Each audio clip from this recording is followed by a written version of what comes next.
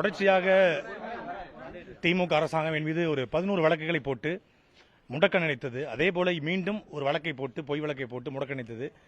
நீதிமன்றத்தில் எங்களுடைய வாதங்களை எடுத்து வைத்தோம். அப்பட்டமான இது பொய் வழக்கு. இது 14 ஆண்டு கால எங்களுடைய நாம் தமிழர் அரசியலில் நாங்கள் பட்டியலின சமூக மக்களுக்கும் ஒடுக்கப்பட்ட சமூக மக்களுக்காக தான் அரசியல் செய்கிறோம்.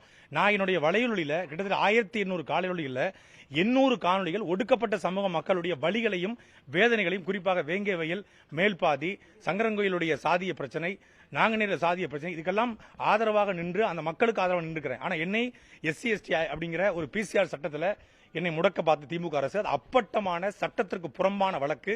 அந்த பாடல், நான் பாடிய பாடல் என்பது அதிமுக 31 ஆண்டு காலமாக அதிமுக தேர்தல் பிரச்சாரங்களில் பாடப்படுற பாடல், சமூக வலைதளங்களில் இருக்கிற பாடல். அதை நான் மேற்கோள் காட்டி பாளையங்கோட்டை சிறைநிலை அப்படிங்கிற பாடல் மூலமாகவும், உதயநிதி அப்படிங்கிற பாடல் மூலமாகவும் திமுக கட்சியை வளர்த்தது. அப்படி இப்படி ஒரு பாடல் இருக்கு. இதை அண்ணன் சீமான் பாடியிருக்காரு.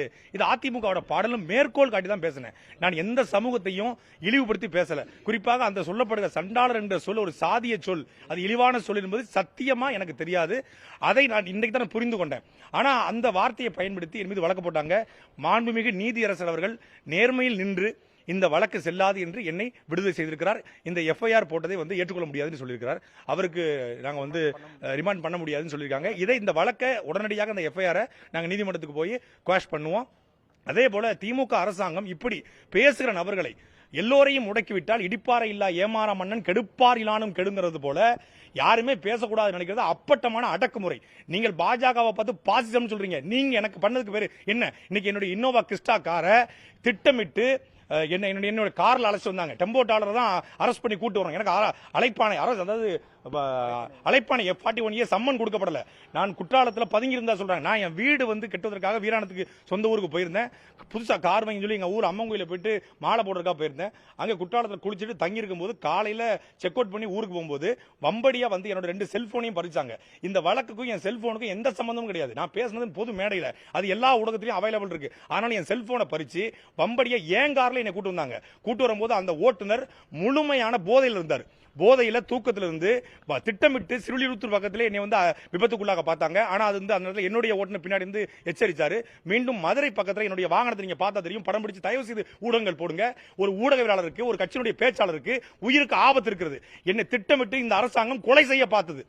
மதுரை பக்கத்தில் விளாங்குளம் அப்படிங்கிற அந்த டோல்கேட் பக்கத்தில் காவலர் கொண்டு போய் ஒரு கார் மேல போதுவாக பின்னாடி இருக்கிற லாரி என் கார் மேல மோதி எனக்கு முதுகு வலி, என் டிரைவருக்கு தலைமுழுக்கு அடிபட்டு இருக்கிறது. அந்த வண்டி அதுக்கப்புறம் உடைஞ்சதுக்கு பிறகு திருப்பி டெம்போ டாலர்ல என்னை ஏற்றிட்டு வராங்க. முழுக்க இந்த அரசாங்கம் என்னை கொலை செய்ய பார்க்கிறது. இந்த அரசியலும் எனக்கு உயிருக்கு பாதுகாப்பு இல்லை. தயவு செய்து நீதிமன்றங்கள் எனக்கு உயிருக்கு பாதுகாப்பு கொடுக்கணும்னு நான் கேட்டுக்கிறேன். ரிமாண்டர் ஏத்துக்க முடியாதுன்னு சொல்லியிருக்காரு. நாங்க நீதிமன்றத்துக்கு உடனடியாக நாளைக்கு போகிறோம். இந்த FIR குவாஷ் பண்ணி இந்த FIR செல்லாதுங்க.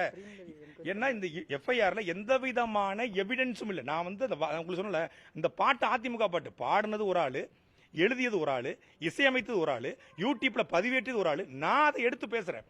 அப்படி அண்ணன் சீமான் பாடிக்கிட்டு இருந்தாருன்னு சொல்லி பல்வேறு பாடல்களை சொல்லி ஒரு சர்க்காஸ்டிக்கா சொன்ன கலைஞரவர்களை இழிவுபடுத்தணும், இதன் மூலமாக பட்டியல் சமூகத்தை இழிவுபடுத்தணும் சொல்லுது அப்பட்டமான பொய்.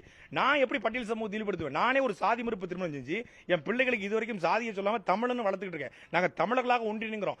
நான் மட்டும்தான் பரந்தூர்ல படையாட்சியும் பறையரும் பாதிக்கப்படுறாங்க இந்த அரசாங்கத்தால அப்படின்னு 2 சமூக மக்களுக்கும் ஆதரவாக நின்று 2 வரையும் ஒற்றுமைப்படுத்துறோம். நாங்கள் எப்படி குறிப்பிட்ட சமூகத்துக்கு எதிராக இருப்போம்? அப்ப இந்த வழக்கே பொய்.